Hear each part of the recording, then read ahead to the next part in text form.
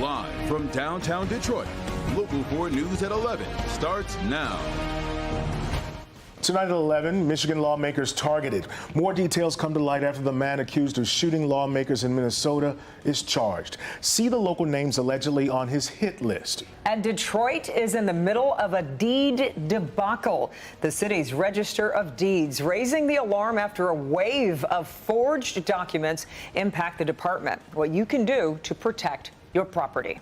But first, Detroit's future on display tonight as candidates for mayor face off in their first televised debate. There are nine candidates on November's ballot, but only 4 of them met the polling requirements for tonight's debate. That's Sheffield, Kinloch, Craig, and Jenkins. They were chosen by the recent polling done by Glengarriff Group.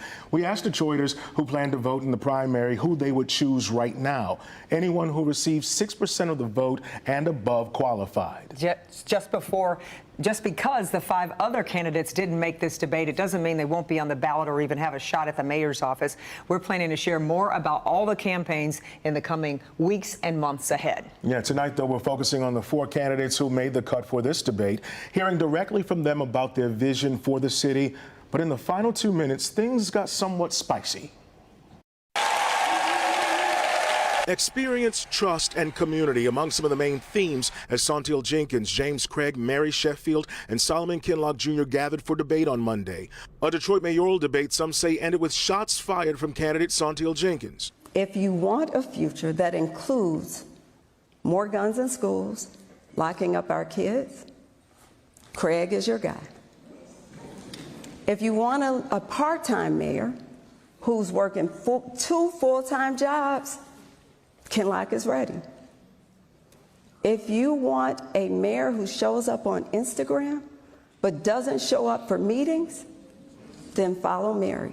This forum, sponsored by AARP and Local 4, tackled a range of questions about issues Detroiters said mattered most. Everything from education to public safety, mixed with these candidates addressing some of that criticism hurling their way from the opponents. Pastor Solomon Kinloch addressing concerns about how he'd balance City Hall and church. I will be a full-time mayor, but I will be a mayor that will go to church on Sunday, and when he goes to church on Sunday, he will preach. What's wrong with a mayor that has a Christian conscience? Candidates tried staying focused, discussing their plans for small business growth, neighborhood investment, and senior issues. James Craig also taking time to set the record straight on that shot to his reputation and a safer Detroit. Is it a surprise that the people in Detroit loved me? They didn't run from me. They ran to me. Somebody described me as like Detroit's daddy. And I say that with love. I don't say it with arrogance. I say it with love. While job creation and corporate relationships help round out the issues discussed during this debate, Mary Sheffield believes shots to her work on city council are likely because she's the mayoral candidate currently leading in polls. That's expected, but again, we're going to continue to focus on the work that I've done. And we know that there's still more work to do, right? But we have made tremendous progress, and we're going to continue to make sure that we're moving Detroit forward in a positive direction. Now, if you missed tonight's debate, don't worry. We have the entire conversation posted on Click on Detroit right now. You can scan that QR code on your screen to watch. You can also scan to learn more about all of the candidates and read their background and their pitches to Detroit voters. And staying in Wayne County, where the Register of Deeds is sounding the alarm amid an influx of forged property deeds. Officials say several properties worth more than $1 million have been targeted in recent months. Our own Jay Scott Smith attended a community meeting last night to get the lowdown on this issue and find out how property owners can protect themselves. Jay, you actually spoke with someone who's been affected. Yes, indeed, Kim, and good evening, everybody. And this is a rather shocking crime that unfortunately has become more frequent, but Wayne County has a new way to help residents fight back. The Wayne County Register of Deeds believes that there are currently at least a dozen homes that have been stolen through an intricate crime called deed theft. That involves fraudulently transferring ownership of a property by forging a deed. If you know anything about me, housing is extremely important to me, especially home ownership. And so we're trying to do everything that we can to make sure we help stabilize our neighborhoods. And this is just one of those ways, just getting the information. Councilwoman Letitia Johnson, who represents District 4 on the city's southeast side, along with Sandra Buchero from the Register of Deeds, held a community meeting tonight at Brown's Chapel Missionary Baptist Church on East Warren. Deed theft can include scenarios where someone transfers a property they don't legally own and gets it notarized. So that means that a notary is also filing fraudulent information indicating that the person before them is the person that has completed the paperwork. So there are a number of things that need to be addressed. According to the Register of Deeds, since 2005, the Mortgage and Deed Fraud Unit has opened more than 2,000 cases, made more than 500 arrests that have led to 350 convictions, and 393 stolen homes have been returned. Last November, Governor Whitmer signed a pair of bills that passed the state legislature, finally making filing fraudulent real estate documentation illegal. However, Michigan law says the Register of Deeds must still accept all deeds that are presented to them, even if they turn out to be fake. The paperwork can still be filed, unfortunately, but it gives a resident a red flag for them to be able to go down to the county and share with the county that this information is inaccurate. Now, even during that meeting tonight, I spoke with a gentleman who's currently in a battle with a family member over a fraudulent deed. Now, if you're trying to get to the Fraud Guard service, all you have to do is go to WayneCountyLandRecords.com and click on the Fraud Guard tab, or to file a fraud complaint, simply go to WayneCounty.com/register. We're in Detroit, and I'm Jay Scott Smith for Local 4. Really helpful information, Jay. Thank you. In more news tonight, a local tie found in the investigations into the shootings of 2 Minnesota Democratic lawmakers and their spouses. Yeah, we brought you the breaking news last night when the gunman was arrested. Since then, he's been formally charged with first-degree murder. But tonight, we're learning some Michigan leaders were also targets. Investigators say the suspect had a hit list with about 70 names on it. Most were Democratic lawmakers. Now, Michigan Representative Debbie Dingell and Hillary Skolten are among those targeted on that list. That's according to federal prosecutors. Skolten canceled a planned town hall tonight out of an abundance of caution. And while Dingell confirms knowing she was a target, she has no other statements at this time. New tonight, the woman accused of opening fire on a man who is trying to repossess her car appeared in court today. Shaquanda Tankersley faces several charges for last week's shooting. Tankersley was shot by police as they attempted to get control of the scene. In court today, we learned from prosecutors she is a CPL holder. The defense argued Tankersley has no history of violence and pushed for no cash bond.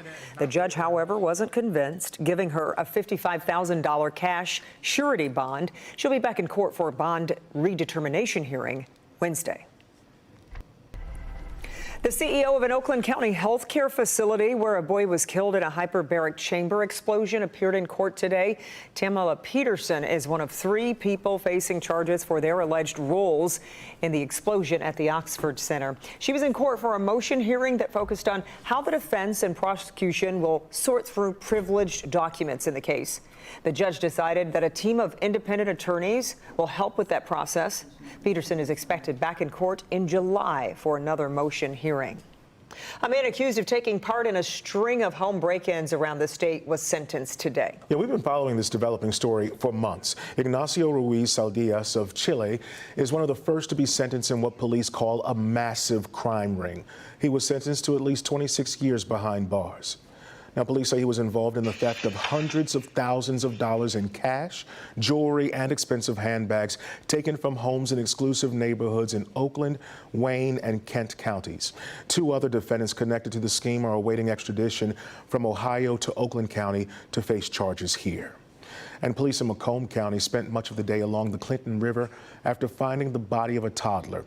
Maxwell Anderson was reported missing around 11 this morning from his home on Mann Street in Harrison Township, near South River Road in Jefferson. Just about 30 minutes later, investigators found him in the river 50 feet from his house.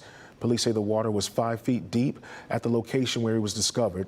Despite life-saving efforts, Maxwell was pronounced dead. The investigation is ongoing right now, and we will let you know when we know more.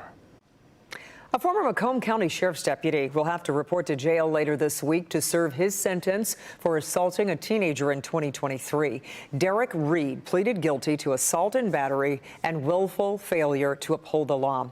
Today, Reed was sentenced to 45 days in jail and 18 months probation for slapping a 14-year-old who was being transported in his patrol car.